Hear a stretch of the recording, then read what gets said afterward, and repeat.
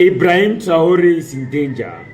The United States Congress had a hearing and the general in charge of the African Command actually called out Ibrahim Traore and said he's a vicious dictator that is using the resources of Burkina Faso to protect himself, not his people, that the people of Burkina Faso are not feeling the impact. In fact, Ibrahim Traore is doing nothing in terms of development as far as Burkina Faso is concerned.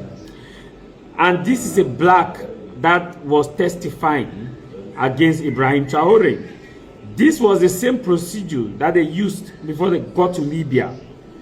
Under the guise of democracy, the US Congress was actually granting a hearing of the African Command, Michael Lynch, or whatever his name is. This man you see here said there is need for actions be taken against Ibrahim Traore, and they were actually talking about the minerals. That Africa is so rich, and how can they leverage on these minerals? And they said Russia and China are controlling the narrative, that US needs to control the narrative. And that explains why they say US need to control the narrative, that US don't have the narrative. And because US don't have the narrative, they have decided to come with their own narrative.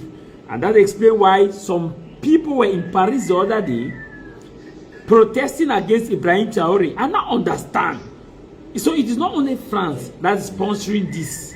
It is now clear. We now know who is sponsoring these guys who are going out there to pressurize Ibrahim Traore. And just last week, there was another failed coup d'etat against Ibrahim Traore. Just note, they are preaching democracy and they are talking about taking out Ibrahim Traore. In the days ahead, I pray that Ibrahim Traore should have better measures to protect himself. That's the same way they did to Gaddafi. And today, Libya is a textbook example of a country that has failed, a failed nation. They said Gaddafi was a dictator.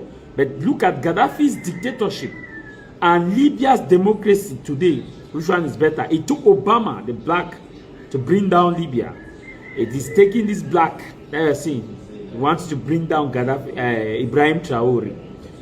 Let us pray for Traore. I want you to forward this video and watch the video. And also prosperity.